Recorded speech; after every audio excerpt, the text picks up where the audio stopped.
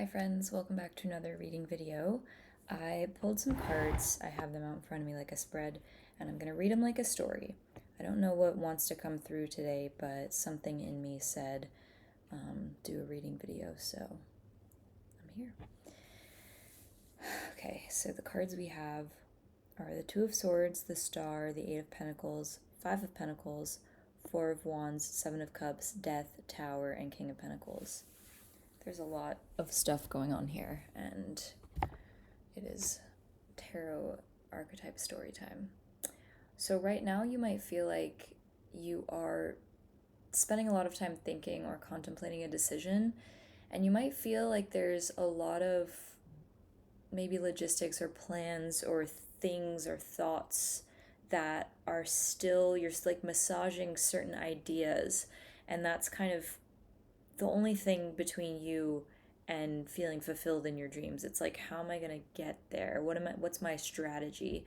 You could be strategizing right now, but you're also very focused on your dreams and sense of direction in your life. And I think you're actually trying to strategize how to apply your energy on a day-to-day scale to efficiently move towards your dreams while avoiding loss. And you might be afraid of feeling left out in the cold again, or you might be, I don't know, traumatized from like a lack of support related to. It's almost like maybe you're thinking about, where am I going to get the support to like chip away at my dreams every single day, because I see that what I'm aspiring towards is asking this, and this of me. But there's a part of you that's like, I'm afraid to lose out. I don't want to lose out. I don't want to be missing anything. And I need that support. But the thing is, there's something that you don't see about the belonging and the sense of home that's right there, ready, waiting for you, kind of. It's tricky. It's like the way these cards are kind of set up here. It's like there's like really positive anchor points, and they're all buffered by either anxiety or loss or fantasy or abrupt change. So it's like a difficult energy, and then a really, really positive anchoring energy, and then a difficult energy, and a brilliant energy, and then a really hard, confusing energy, and then a strong energy.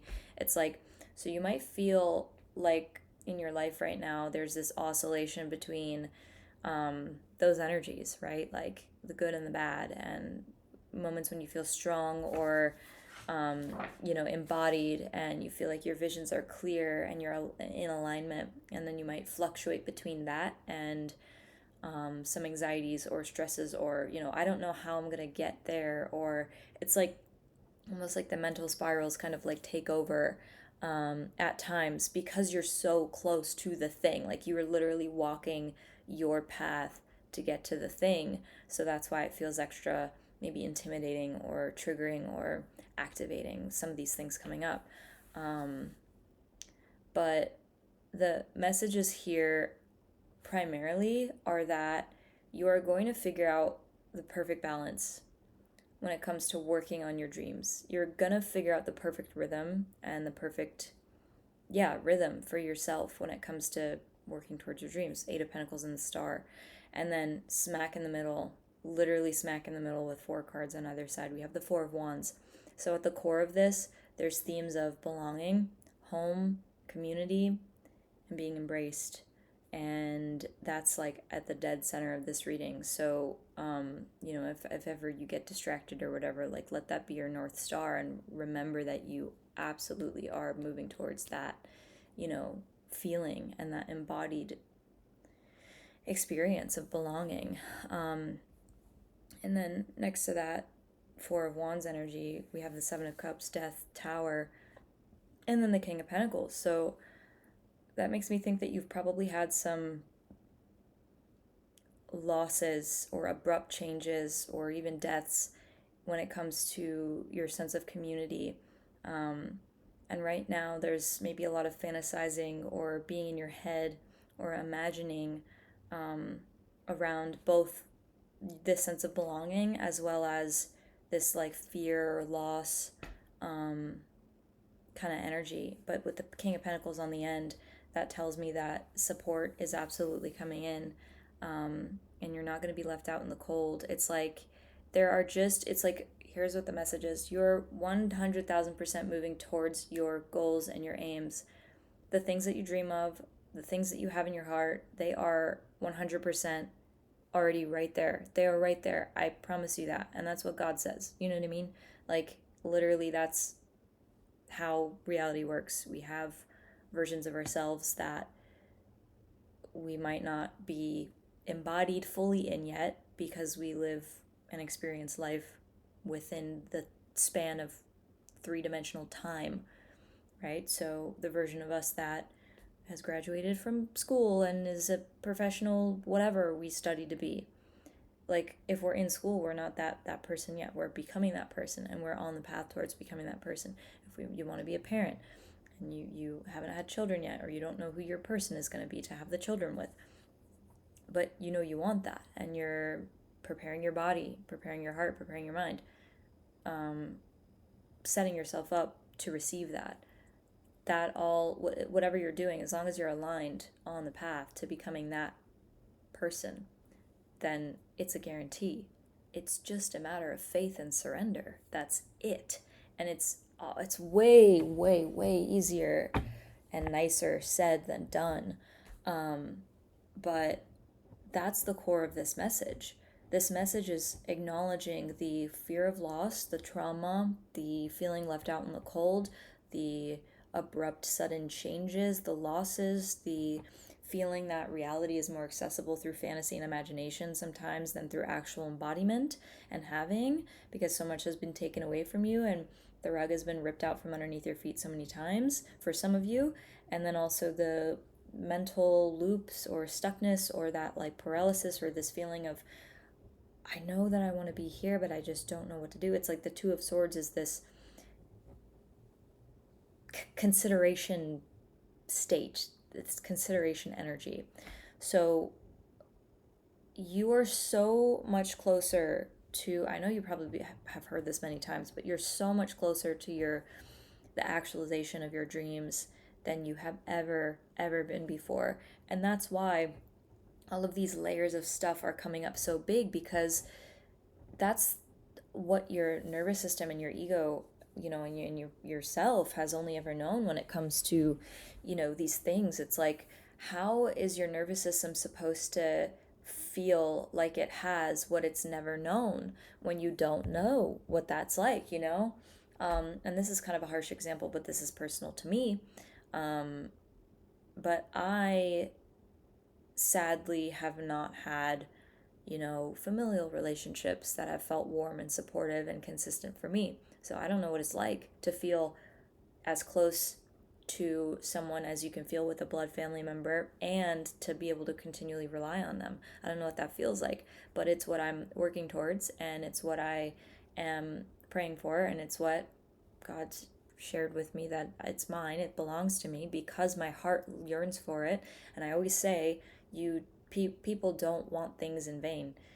Our desires don't fill us with ache in vain. Our longing does not pulse and course through our bodies in vain. It's there because it's a compass. It is literally a magnet orienting our spirits and our focus and our direction and our attention towards what it is drawn to, by way of sometimes pain, sometimes suffering, sometimes the contrast of what we went through in the past that we no longer want to carry forth with us or repeat or go into again or fall into again. That pain is a compass, because it's contrast. It shows us exactly what not to do and what's not aligned. And the way we know something is aligned is when we feel peace, when we feel at peace with it. So be encouraged, my friends. You are really not far from where you want to be. And if you find yourself in a mental spiral like I did today, and like I do sometimes because we're human, I want you to just remember that no amount of anything at all can change what God has for you. Nothing can change that. If it is meant to be yours, then it's going to be yours, and that's it. And your only job in that is to surrender to that, to trust that. And if surrendering to that means grieving and crying out to God and saying, I have no idea how this is going to happen, I don't know how to trust what I don't know, because that's a very, very, very real struggle. How many of us, raise your hands in the YouTube audience there, I can't even see you, but like, just raise your hand if you're also one of those people who has a dream and you're going to get there, but there are parts of you that don't know how to trust or surrender to that process because you have never known it before. And that's so many of us. And this is for those people. This is for you, because this is your reminder that it doesn't matter that you don't know how. Your only job is to surrender to the mystery of not knowing, because in the unknown, you will find your answer. It'll be inevitable. I can't tell you how long it's going to take. I can't tell you where it's going to take you, but I can promise you this, that when you surrender, you will find what you need to find. And anything that doesn't come to you, or that you feel like you need a force, or that just doesn't flow or align naturally, it's not for you in this moment, maybe. Just a suggestion. But I think life, we can't force life. We can exert our willpower, and we can act in alignment with what we believe and what we want. And we can do as much as we can, as much as is within our capacity of our nervous system to show up to life and do the things and commit our energy to action. We can do that for as long as we can sustain it, but we're human beings, and we don't have infinite energy batteries. We die. We all die. We have a limited charge in our lives. I think we have long lives. Some people say they're short. I think it's a little bit of both. Sometimes it feels so long, sometimes it feels really short. Time is weird, and the spirit doesn't operate within time, so that's why time feels skewed sometimes. And then even like neurochemistry alters our perception of time depending on our mood and what's going on in there. But yeah, this message here is just reassuring, comforting, quieting, and it's saying that if you forgot what your dreams are, just remind yourself and tell yourself that they exist and they're there and they're calling you, and it's okay to surrender and just let go of them. Enjoy the present. Find ways to ground yourself in the immediate moment. And I hate saying don't focus on what you want, because that never lands right in my mind, but instead rest assured that it is promised, that it is going to come. If you receive the visions, if your heart calls you in that direction, or towards that thing, or towards this idea or dream or vision, it's yours, period. That I believe. And if you don't believe it, it's understandable. And you don't have to believe it every second of every day for it to still be true, or a potential. And that's the thing about the unknown, is that, our egos don't know how to surrender, right? Our egos don't know how to let go. That's why they have to die. That's why it's so scary, right? The death in the tower.